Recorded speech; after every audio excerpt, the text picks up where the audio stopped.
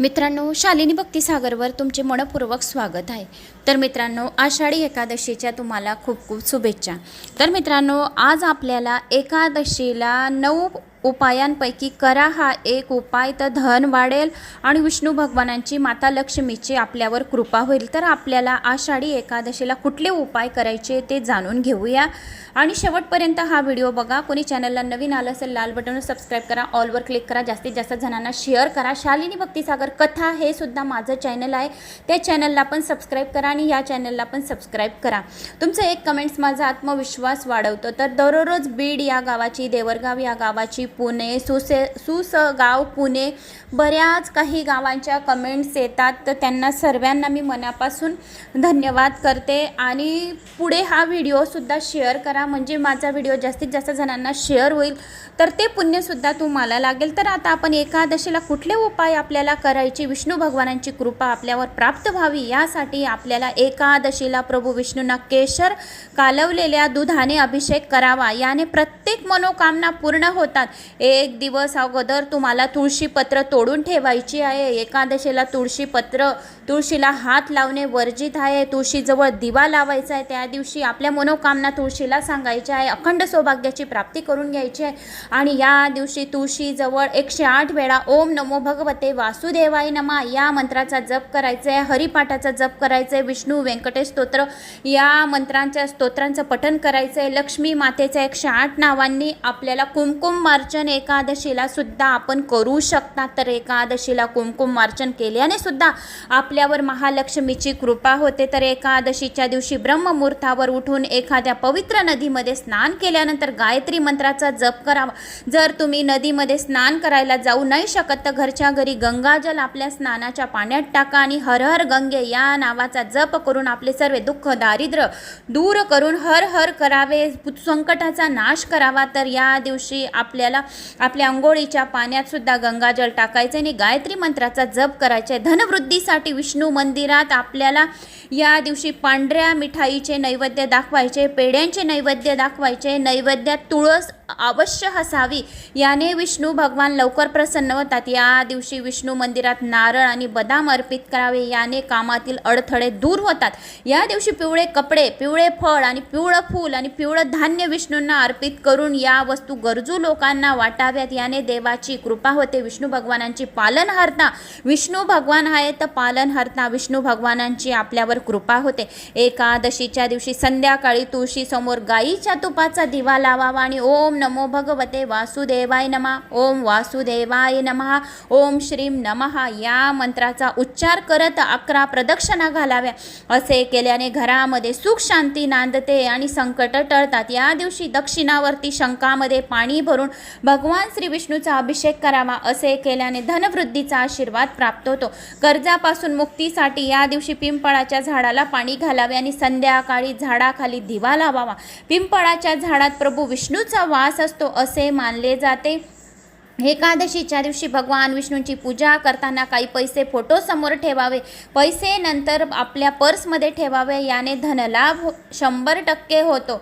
तर आपल्याला असे उपाय करायचे। तर एकादशीच्या दिवशी आपल्याला अजून महत्त्वाची पूजा कुठली करायची, तर एकादशीच्या दिवशी आपल्याला आपल्या घराच्या देव मंदिरासमोर आपल्याला विष्णू भगवानांचा आरती करायची आहे, अभिषेक करायचे। दूध, पंचामृत, मध, शहद याने आपल्याला विष्णू भगवानांची आरती करायची। शंका घंटा वाजवून आपल्याला त्यांची प्रार्थना करायची आहे। तर असे एकादशीच्या दिवशी आपल्याला पूजा अर्चना करायच्या आहेत। आषाढी एकादशी आणि का साजरी करतात, तर आषाढ महिन्यातील शुक्ल पक्षातील 11व्या दिवशी येणाऱ्या तिथीला आषाढी एकादशी म्हणतात। तर आषाढ कृष्ण पक्षात येणाऱ्या एकादशी तिथीला कामिका एकादशी असे सुद्धा म्हटले जाते। धार्मिक मान्यानुसार आषाढी एकादशीच्या दिवशी भगवान विष्णू क्षीरसागरात म्हणजे शेषनागावर झोपी जातात। देवतांसाठी ही अहोरात्र म्हणून ओळखली जाते, म्हणून आषाढी एकादशीला एवढे महत्त्व आहे। तर आषाढी एकादशीच्या दिवशी लाखोच्या संख्येने वारकरी भक्त पंढरपूरमध्ये विठ्ठलाच्या दर्शनासाठी दाखल होतात। आषाढ महिन्यातील शुक्ल पक्षात येणाऱ्या एकादशीला देवशयनी आषाढी एकादशी असे सुद्धा म्हणतात। आध्यात्मिक व धार्मिक दृष्टिकोनातून या दिवसाला खूप महत्त्व दिलं गेलं। या दिवशी देव निद्रस्त होतात अशी समजूत आपल्याला म्हणजे निद्रा झोपून जातात 4 महिन्यासाठी. म्हणून आपल्याला आषाढी एकादशीच्या दिवशी विष्णू भगवानांना जेवढी सेवा होईल तेवढी सेवा करायची. आषाढी एकादशीला काय दान करावे? दान आणि जप तप स्नानाचे या दिवशी खूप महत्त्व आहे. आषाढी एकादशी हा दान कर्म करण्यासाठी शुभ दिवस मानला जातो. भक्त अन्न कपडे पैसा किंवा इतर जीवनाश्य वस्तू कमी भाग्यवान आणि गरजूंना दान करतात. देण्याची कृतींमुळे भगवान विष्णूंची कृपा प्राप्त करतात. तर एकादशीच्या व्रत सोडण्यासाठी पण काय खावे आणि एकादशीला काय करू नये हे सुद्धा आपण या व्हिडिओच्या माध्यमाने जाणून घेणार आहोत. तो उपवास सोडताना तुम्ही फक्त फळे दुग्धजन्य पदार्थ यासारखे म्हणजे ज्या उपवासाचे फलहार दूध वगैरे आहे तर ते तुम्ही या दिवशी घेऊ शकता. तर एकादशीला काय करू नये? एकादशीला खोटे बोलणे टाळावे, कोणाला फसवणूक करू नये, कोणाची निंदा नासलती करू नये. एकादशीच्या दिवशी मांस धान्य असे काहीही पदार्थ खाऊ नये. या दिवशी आपल्याला कोणाची निंदा नासलती तर अजिबात करू नये. एकादशीच्या दिवशी आपण जेवढे काही पुण्यकर्म करतो तेवढी कोटी गुणा आपल्याला पुण्यफळाची आपल्याला प्राप्ती होऊन जाते. म्हणून एकादशी हा अत्यंत महत्त्वाचा विष्णू भगवानांचा दिवस मानला जातो. तर या दिवशी जेवढी सेवा होईल तेवढी सेवा आपल्याला करून घ्यायची आहे. तर मित्रांनो, आता आपण जाणून घेऊया आषाढी एकादशी 2024 कधी आहे. जाणून घ्या तिथी मुहूर्त आणि महत्त्व. आषाढ शुक्ल पक्षातील एकादशीला देवशयनी एकादशी देखील म्हणतात. या दिवसापासून चातुर्मास म्हणजे 4 महिन्याचा कालावधी सुरू होतो. म्हणजेच देव 4 महिने निद्रा घेतात. या काळात कोणतेही शुभ कार्य केले जात नाही. यावेळी देवशयनी एकादशी बुधवार 17 जुलै 2024 रोजी आहे. तर एकादशी तिथी प्रारंभ 16 जुलै 2024 रात्री 8:33 सुरू होणार आहे. एकादशीची तारीख संपेल 17 जुलै 2024 9:02 आहे. पारणासाठी शुभ वेळ उपवास सोडणे गुरुवार 18 जुलै सकाळी 5:46 ते 8:06 आपल्याला पारण मुहूर्त आहे. पूजा शुभ मुहूर्त ब्रह्ममुहूर्तामध्ये पूजाचा अत्यंत शुभ मुहूर्त. ब्रह्ममुहूर्तामध्ये एकादशीच्या आषाढी एकादशीचा शुभ मुहूर्त 4:13 तर 4:53 ब्रह्ममुहूर्त हा अत्यंत शुभ काळ आहे. त्यानंतर प्रांत संध्या आणि प्रांतापर्यंत कुठला अजून शुभ मुहूर्त आहे तर प्रांत सकाळी 4:33 तर 5:34 हा सुद्धा अत्यंत शुभ मुहूर्त आहे. विजय मुहूर्त दुपारी किती वाजता आहे तर विजय मुहूर्त 2:45 तर 3:40 विजय मुहूर्तावर सुद्धा आपण विष्णू भगवानांची पूजा करू शकता. गोधूली मुहूर्त म्हणजे संध्याकाळी 7:19 तर 7:39 गोधूली मुहूर्त आहे.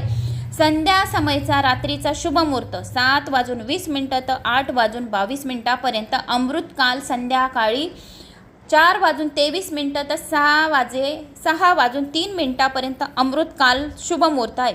सर्वार्थ सिद्धी योग शुभ मुहूर्त सकाळी 5:34 तर दुसऱ्या दिवशी पहाटे 3:13 आहे.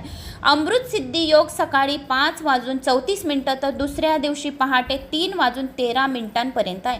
तर या दिवशी विशेष मंत्राचा या शुभ मुहूर्तावर तुम्ही भगवान विष्णूंची सेवा अर्चना करू शकता. तर कोणत्या मंत्राचा आपल्याला या दिवशी जप करायचा आहे 108 वेळा तर आपल्यावर विष्णू भगवान लवकर प्रसन्न होतील. तर तो मंत्र आपण जाणून घेऊया. श्रवणसुद्धा केला तरी श्रवण मात्र आपली सर्व पापे नष्ट होतात आणि आपल्यावर विष्णू भगवानांची कृपा प्राप्त होते.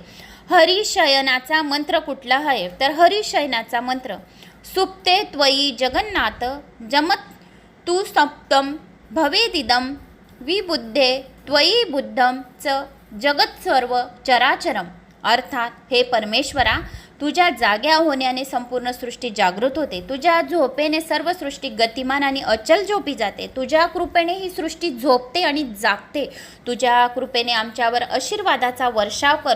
तसेच देवशयनी म्हणजेच हरशयनी एकादशीच्या दिवशी भगवान विष्णूची पूजा विधीनुसार करावी, जेणेकरून 4 महिने भगवान विष्णूचा आशीर्वाद कायम राहतो. यासाठी देवशयनी एकादशीच्या दिवशी ताटावर लाल कापड पसरून श्री विष्णूंची मूर्ती किंवा चित्र ठेवून दिवा लावावा, त्यांना पिवळे कपडे अर्पण करावे, पिवळ्या वस्तू अर्पण कराव्या, भगवान विष्णूंच्या मंत्रांचा जप करा. जर कोणताही मंत्र आला नाही तर फक्त हरिनामाचा सतत जप करा. जय श्री हरी, जय श्री हरी या मंत्राचा किमान 108 वेळा जप करावा. जर तुम्ही मंत्र जपत असाल तर तुळशी किंवा चंदनाच्या जपमाळाने जप करा. नंतर आरती करावी. असे केल्याने सुद्धा आपल्यावर विष्णू भगवान प्रसन्न होतात आणि विष्णू भगवानांची कृपा प्राप्त होते. तर मित्रांनो, मला अशी आशा आहे की तुम्हाला माझा हा व्हिडिओ आवडला असेल. आवडल्यास एक लाईक करा, चॅनलला सबस्क्राईब करा. कुठून कोणत्या गावात तुम्ही माझा हा व्हिडिओ ऐकत आहात आपल्या गावाची कमेंट्स नक्की करा. जय